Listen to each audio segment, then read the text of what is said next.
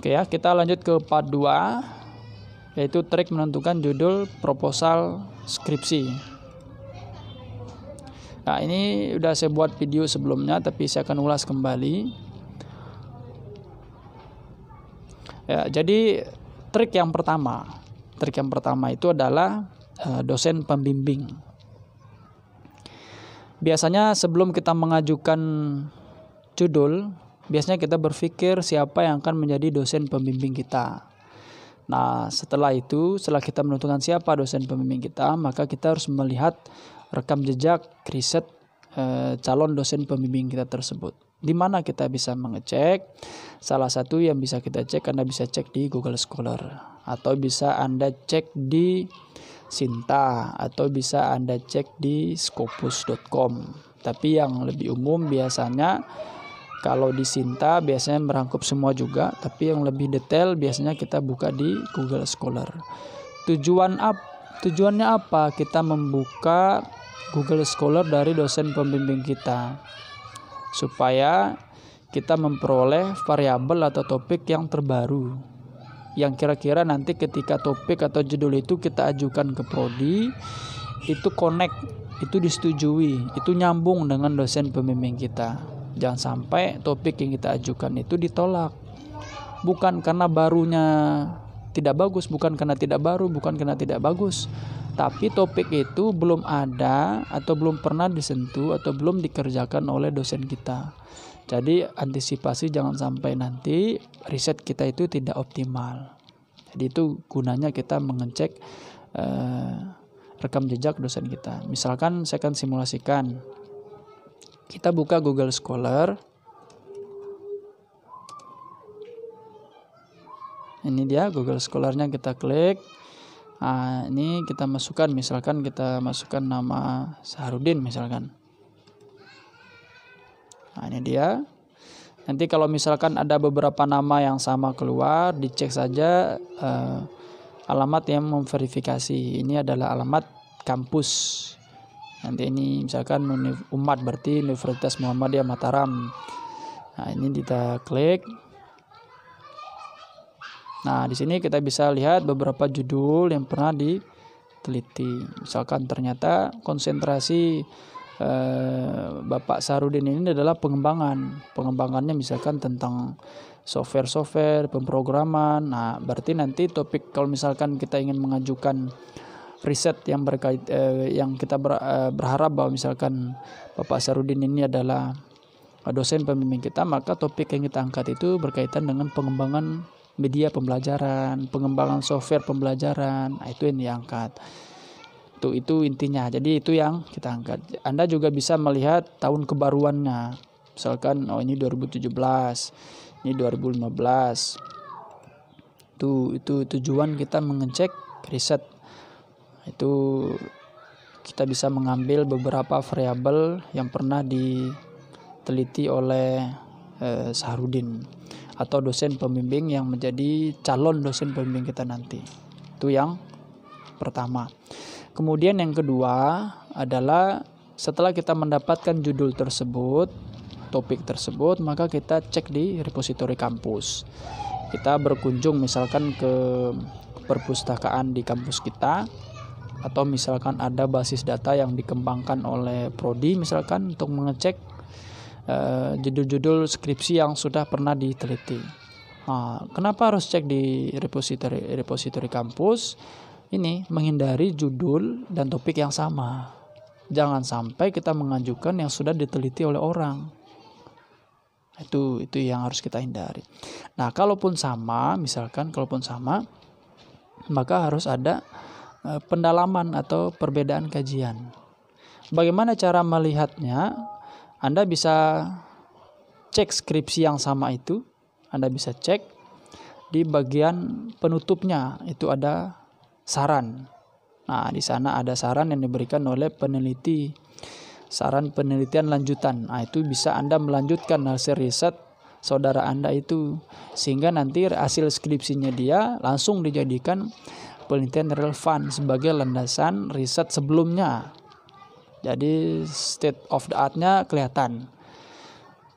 Kemudian kalau misalkan di saran itu tidak ada, maka cek di rumusan masalah yang ada di bab 1. Rumusan masalah apa yang jadi kajian topik risetnya dia ada di situ disebutkan.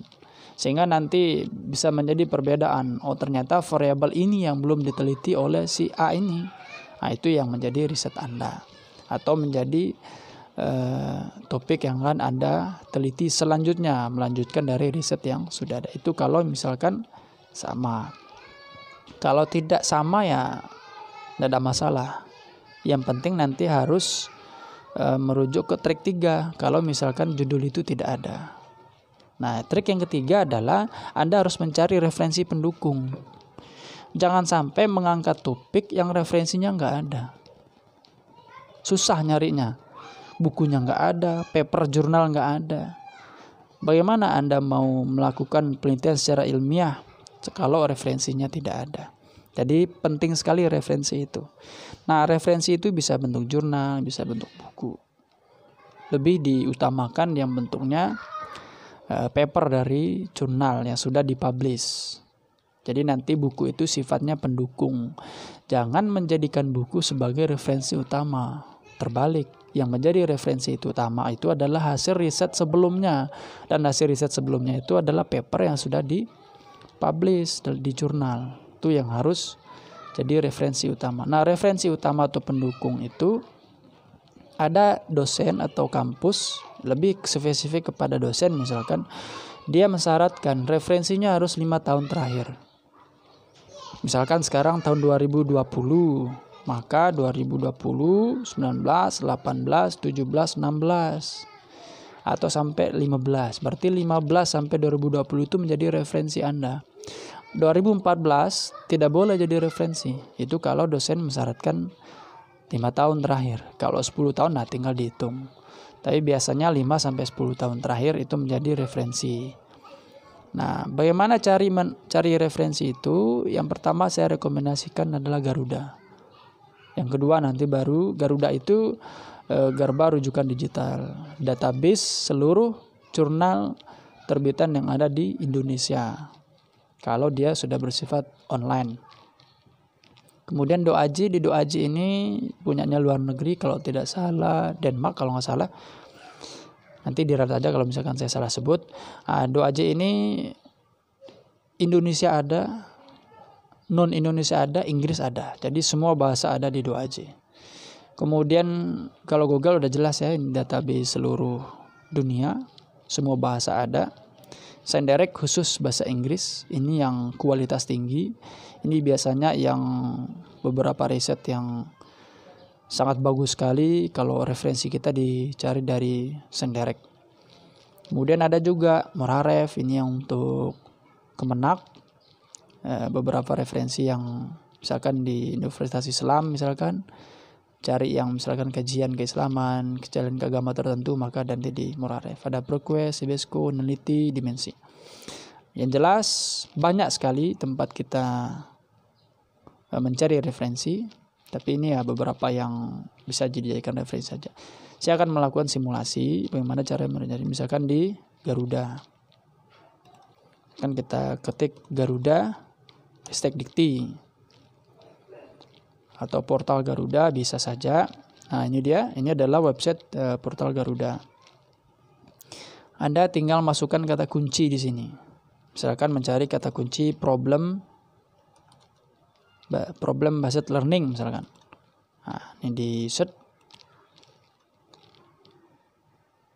Nah, ini adalah beberapa judul riset yang sudah dipublish di jurnal nasional, baik terakreditasi maupun belum terakreditasi, ada di sini semua yang berkaitan dengan kata kunci problem based learning. Nah, ini bisa kalian download, ini judulnya, ini pengarangnya, ini nama jurnalnya, ini publishernya, ini ada volume, tahun. Nah, ini ada tahun. Seperti tadi dijelaskan bahwa referensi itu harus 5 tahun terakhir. Nah, itu dicek.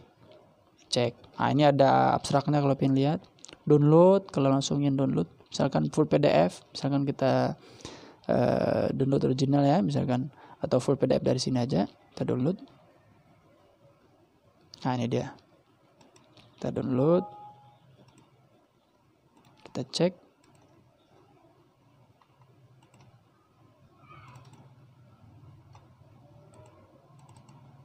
Ya, ini adalah file yang sudah di-download tadi. Artinya ini bisa di-print, karena biasanya ada beberapa dosen ketika mensyaratkan untuk pengajuan judul di awal tadi itu harus melampirkan referensi. Judul-judul atau paper-paper yang ada ini kalian download, kemudian Anda print, kemudian bawa menghadap ke dosen pembimbing bahwa topik yang Anda ajukan itu ada referensinya. Itu di-print, dibawa.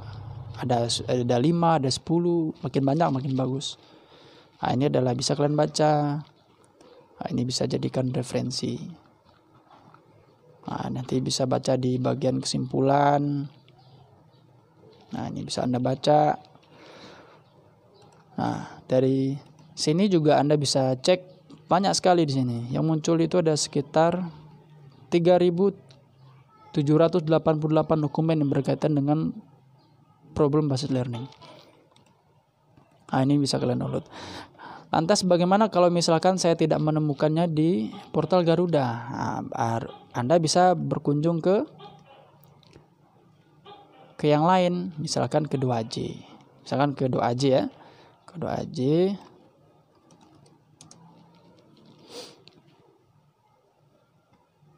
Ini udah ada ya, bisa tekan tombol sheet juga bisa, langsung di sini juga bisa, jurnal artikel. Misalkan tadi di sini ya, di depan. Ini bisa centang. Kalau Anda ingin mencari artikelnya aja, berarti centang artikel. Misalkan problem based learning yang berkaitan dengan ini aja. Ini langsung sedang proses. Ada sekitar 8.327 topik judul penelitian yang berkaitan dengan problem based learning. Ini bisa kalian download full text-nya. Ini the doi-nya juga sudah ada langsung. Sudah ada jurnalnya, kemudian ini dicek nih 2012. Kalau tadi mensyaratkan 5 tahun terakhir, ini tidak bisa. Ini bisa, ini bisa. Seperti itu. Anda buka Senderek misalkan di Senderek ya, yang lebih terkenal. Biasanya untuk yang ngambil tesis, disertasi juga ngambil dari Senderek yang untuk bahasa Inggris full.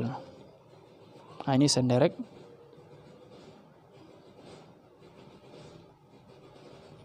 Ini ada kata kunci, misalkan tadi problem based learning, atau kalian cari dari autornya, misalkan dosen Anda mensyaratkan baca paper saya dulu, yang sudah terbit di jurnal Scopus misalkan, maka Anda bisa cari name-nya di sini, masukkan nama beliau, nanti keluar langsung di sini. Atau berdasarkan buku atau judulnya atau volumenya atau isunya atau halaman yang Anda cari, misalkan keyword ya, problem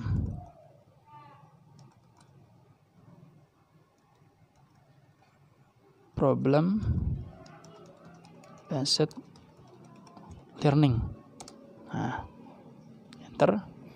Ditemukan ada sekitar 600.018 judul yang berkaitan dengan problem based learning.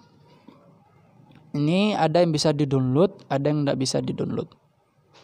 Ini bisa di-download. Anda baca abstraknya dulu bisa, nanti baru download. Jangan lupa dicek tahun, ini 2019 berarti bisa diambil, 2019 berarti bisa. Ada yang tidak bisa di-download, ini tanda tombol download. Kenapa? Berarti ini berbayar.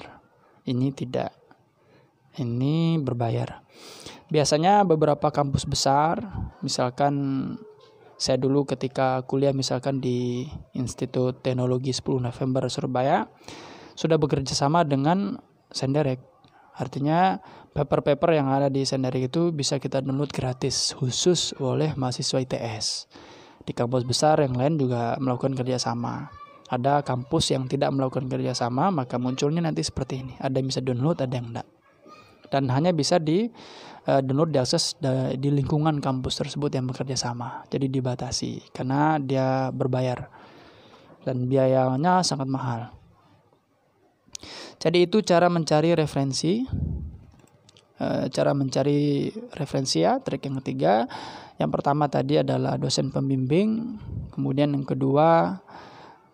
kedua tadi adalah cek repositori kampus. Kemudian yang ketiga adalah mencari referensi. Nah, nanti referensinya yang 5 atau 10 tahun terakhir. Itu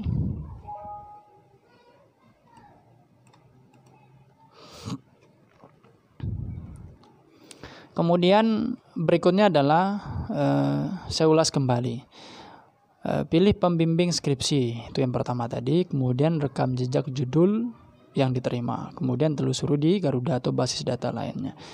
Nah, kemudian nanti sistem silang variabel X dan variabel Y. Sistem silang itu maksudnya begini. Peneliti A sudah meneliti variabel X.